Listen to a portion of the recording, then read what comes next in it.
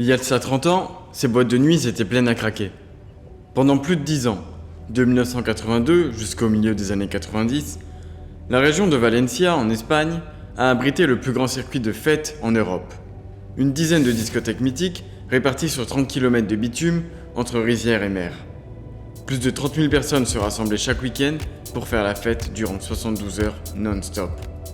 Aujourd'hui, c'est le silence total. La plupart des boîtes de nuit sont complètement laissées à l'abandon, voire même rasées.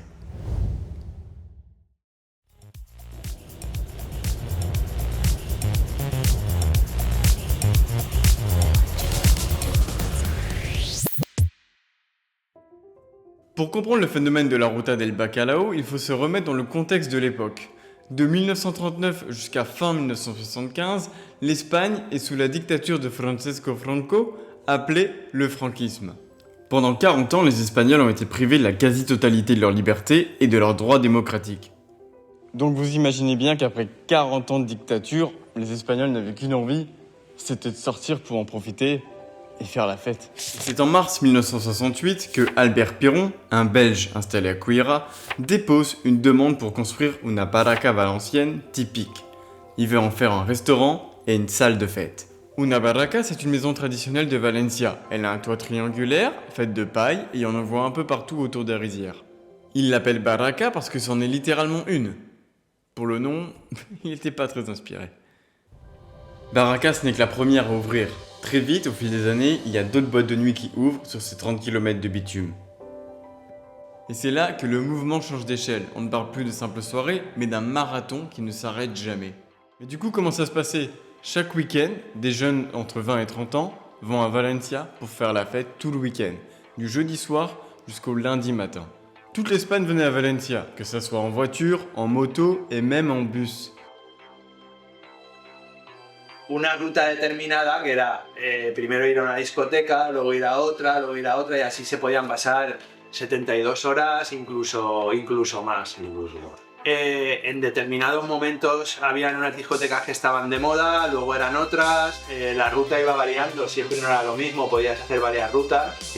Había veces que la ruta en algún momento empezaba los jueves.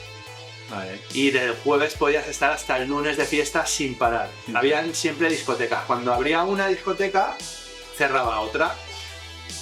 Y ibas encadenando una discoteca tras otra. De ahí el nombre de ruta. Porque era una ruta en la cual tú, si querías, podías estar de fiesta desde el jueves hasta el lunes. Para la gente normal, lo normal era ir a una discoteca, llegar a la discoteca a las 2 de la mañana y a las 8 de la mañana, 9, irse a casa. Eso era lo normal. Yo la primera vez que fui a la ruta, esto que no lo vea mi padre, por favor, porque yo tenía 15 años la primera vez que fui a la ruta, no tenía ni 16 años. Y la discoteca era para mayores de 18, pero iba tanta gente que, claro, a la gente, el vigilante de seguridad filtraba un poco, pero a todo el mundo no le pedía el DNI. Claro, yo soy alto, mido 1,84 m, no tenía aspecto de tener esa edad y pasé, pero vamos, que con 15, 16 años en Valencia la gente empezaba a ir a la ruta, o sea, ni siendo mayores de edad. Sí. A ver, en la discoteca, el parking, había gente que ni entraba a la discoteca. Iba directamente, compraba el alcohol, iban al coche, todos ponían el equipo de música, estaban las etapas de potencia, los altavoces. ¿Por qué se montaba la fiesta fuera? Porque venía tanta gente de toda España que la gente no cabía dentro. Entonces, ¿qué ocurría? Que la gente se quedaba fuera, porque dentro era un infierno eso de gente. Infierno. Estaba petadísimo. A veces que ibas cara con cara y todo. Entonces, la gente se quedaba fuera en el parking porque abrían el maletero del coche, ponían la música y a bailar en el parking. Y era una competición. Era a ver quién llevaba el equipo de música más potente. ¿Sí? Sí. Yo tenía unos amigos de Moncada que salen en algún vídeo y tal, de estos de la ruta, que llevaban una furgoneta con un generador de luz, porque claro, a ver quién aguanta, qué batería aguanta. Y ponían una madera arriba del techo para poder bailar encima y no hundir el techo. Un vídeo del Canal Plus, pero es un coche, no es un coche, es el vídeo famoso. Habían hasta elefantes. sí, lo vi. Hubieron fiestas que contrataban elefantes, iban los elefantes por el parking. Hacían paellas, elefantes. Bueno, eso era algo También es verdad que rocambolesco. al principio de la Sí, ruta impresionante. el ambiente era bueno porque todo el mundo iba de De buen rollo. buen rollo. Y allí eran todos tus amigos, eran todo compartir, No habían no peleas. habían peleas, ¿sabes? Sí. Había muy buen ambiente, muy buen rollo. Eso fue cambiando. Como fue pasando, como fue subiendo, fue cambiando. La verdad es que fue Fueron cambiando. pasando los años y Castilla del 95, 96 ya, sí, ya la cosa cambió. dejamos de ser ruteros. Os he dejado de Sí. Nos retiramos. No, yo, ¿Y bueno, entonces eso era solo el verano o todo el año? todo el año. Todo el Era año. todo el año. Invierno, verano. Todo el año. Todo el año. Y estaban las fiestas Cada fin de. cada Sí, fin de lo que semana. pasa que claro, o sea, luego cada uno elegía si iba todos los fines de semana. Yo sí, me iba. Yo durante una determinada época sí que fui todos los fines de semana.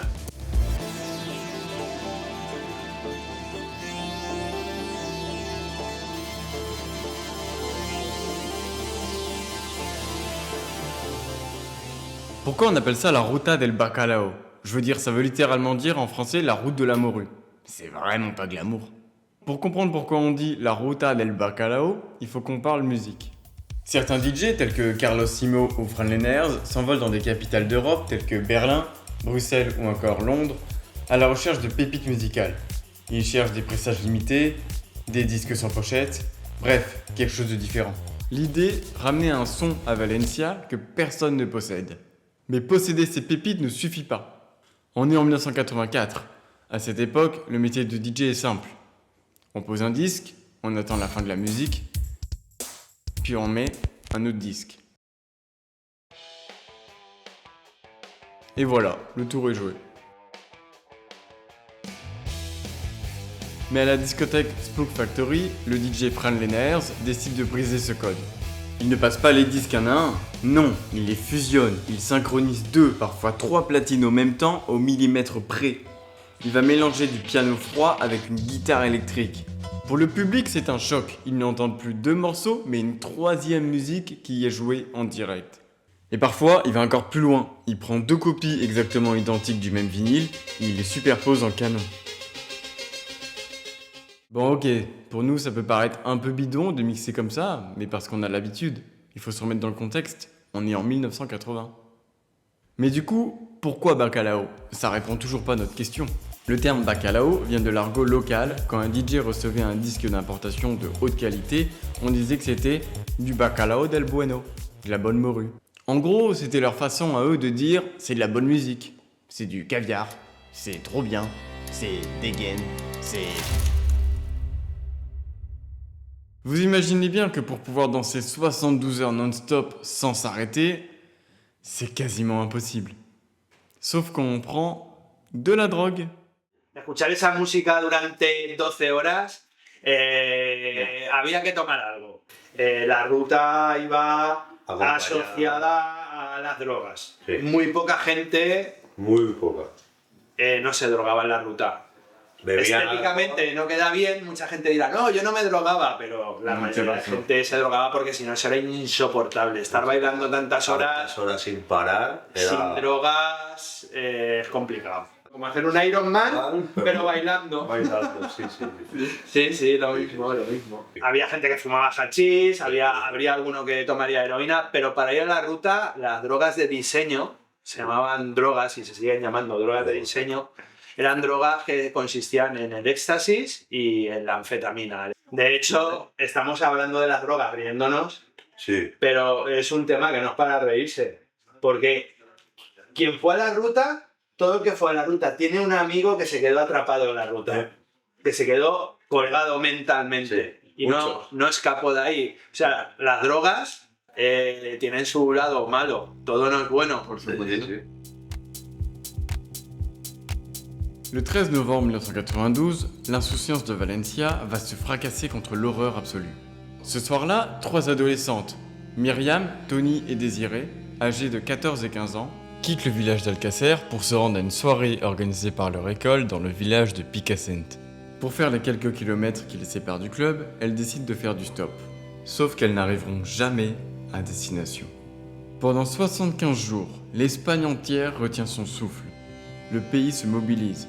Les portraits des 3 jeunes filles s'affichent partout sur les vitrines des magasins, jusqu'au 27 janvier 1993. Les corps des 3 adolescentes sont retrouvés. Elles ont été séquestrées, violées, torturées et assassinées dans d'atroces souffrances. L'affaire Alcacer devient instantanément le fait divers le plus violent, le plus traumatisant et le plus médiatisé de toute l'histoire criminelle espagnole. La police identifie rapidement 2 suspects, Miguel Ricart et Antonio Anglès.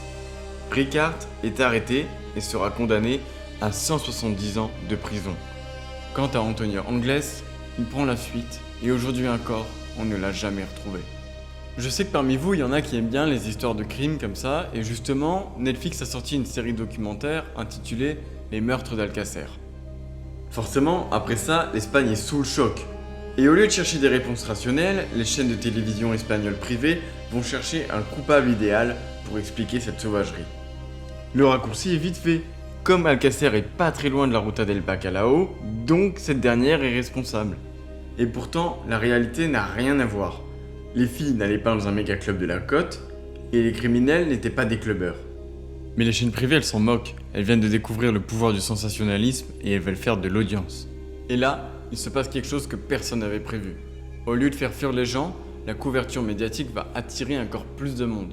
Los 90 fue la decadencia, La decadencia de la ruta. de la esencia de la fiesta valenciana. Cuando se empezó a llamar ruta fue cuando empezó a decaer, cuando empezó a masificarse, cuando empezó a haber mucha gente, Muy bien. cuando era más A importante salir en la tele. a salir a la televisión, cuando la gente se drogaba demasiado, era más droga que fiesta. Ces nouveaux venus sont des touristes de la fête. Ils ne viennent pas pour l'art de la musique, ils viennent juste voir le monstre que la télé leur a montré tous les soirs à 20h. Et forcément, l'ambiance change du tout au tout. Les passionnés de la première heure, les artistes, les excentriques, ils se font noyer dans la masse face à tout ce monde. Et la musique, elle suit le même mouvement. Place à la maquina, un son ultra rapide, simpliste et répétitif qui ne plaît pas à tout le monde. Et des DJ comme Chimo Bayo cartonnent et vendent des millions de disques. Mais pour les puristes, le cœur n'y est plus. Ils ne retrouvent plus l'esprit d'El Bacalao comme à l'époque. Et c'est en novembre 1993 que le secrétaire d'État à la sécurité routière, Rafael Vera, décide de lancer une opération policière massive. Il envoie plus de 100 gardes civils mobilisés chaque week-end sur la CV500, la fameuse route où se trouvent toutes ces boîtes de nuit.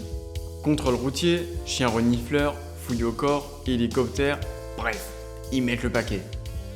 Le gouvernement annonce un bilan de guerre. Plus de 500 arrestations en un seul week-end. Sauf qu'il y a une supercherie, il y a une manipulation d'État, c'est un petit peu comme avec les médias, l'État cherche à faire un peu le buzz et à détruire la Ruta del Bacalao. Sur ces 559 arrestations, 354 ont eu lieu à Madrid, 70 à Alicante et Valence. Dans tout ça, seulement 58 interpellations. Faut pas se voiler la face, le drame routier était bien réel. Quand on regarde les chiffres, ça reste quand même énorme. Entre 1990 et 1992, plus de 6400 jeunes ont perdu la vie sur les routes espagnoles. La ruta la terminó la policía, la terminó el gobierno, porque la verdad es que era un desmadre. Eran muchos accidentes. Muchos accidentes, muertos en la carretera, muchas horas sin dormir, drogas, alcohol. Et du coup, suite à ça, l'État décide de réagir et d'imposer des horaires de fermeture stricts pour les boîtes de nuit. Mais imposer des horaires de fermeture, c'était casser toute la machine de la Ruta del Bacalao. Et suite à ce que je viens de vous raconter, entre les contrôles routiers, la musique a changé, la drogue, le crime qui l'air de rien a fait pas mal peur aux parents, bah forcément les gens ont commencé à délaisser les boîtes de nuit, et petit à petit, au fil des mois et des années, les boîtes de nuit ont commencé à fermer.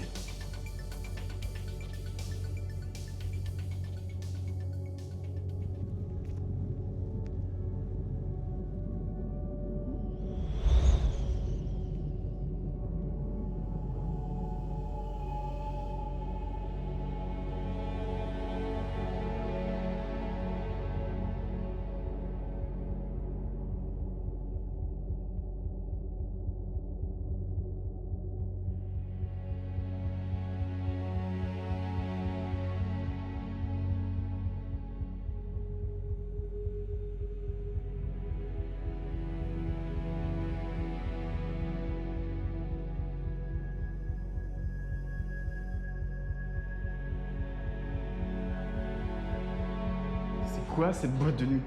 Alors vraiment quoi. C'est gigantesque, tu m'étonnes qu'il y avait des milliers de personnes qui venaient là pour danser. T'as vu la taille du truc? J'y crois pas. La taille du bordel. C'est un délire. Enfin voilà, on revient là, la scène, je pense avec la scène. Il y a une gentille personne qui m'a laissé rentrer en fait. Ça, faut que je vous explique. Lorsque je suis parti sur place pour faire des vidéos de la boîte de nuit, j'ai rencontré Stéphane, un Allemand de 30 ans qui vit sur place. Et son histoire est assez folle. I don't know it before. So I take a walk and look for a place where I can sleep. So, and before I come here, it was open because the lock was broke. So I go here and sleep over there. On the DJ, this was my first flat. Du coup, il a voulu montrer son deuxième logement, qui est à quelques mètres de la boîte de nuit. I'm coming. Oh my god. Before I started, it looks like this. At the beginning? At the beginning, like this. Like this? Yes, And you and- did that? That, yes. With Okay. gips, I don't know, and the sand from the sea.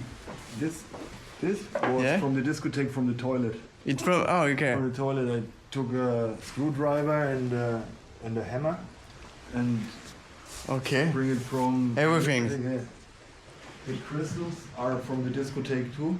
Yeah, okay. Yes. I broke the wall and put it in.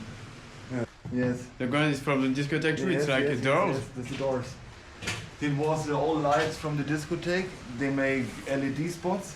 Yeah. I take them and take the new color, so and put them there. Yeah.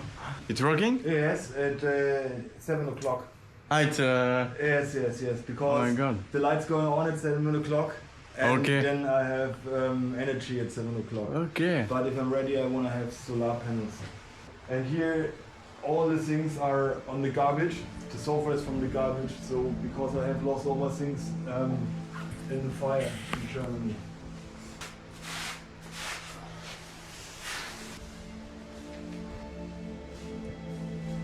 The owner is Ricardo.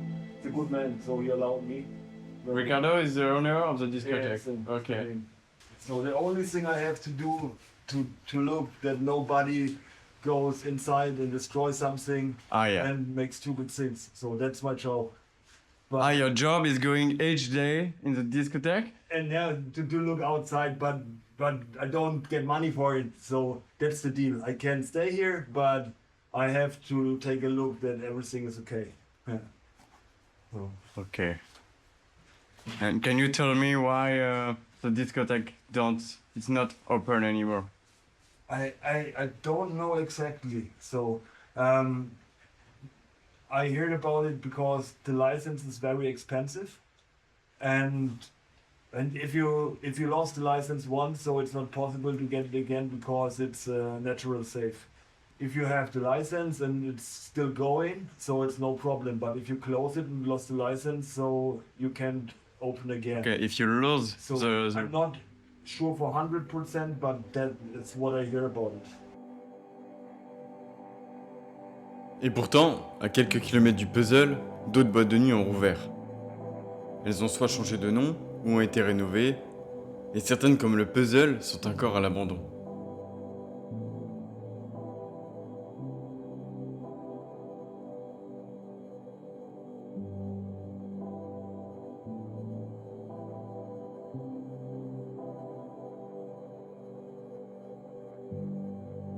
Mais c'est surtout que ces boîtes de nuit sont dans un parc naturel, le parc de l'Albufera.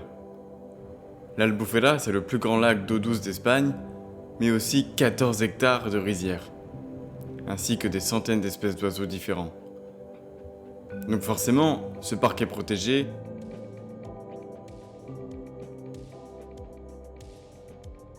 Et en faisant des recherches pour mon documentaire, je regardais pas mal les commentaires sous les vidéos YouTube et la plupart des gens sont nostalgiques il y a vraiment un seul mot qui revenait tout le temps, c'était le mot nostalgie.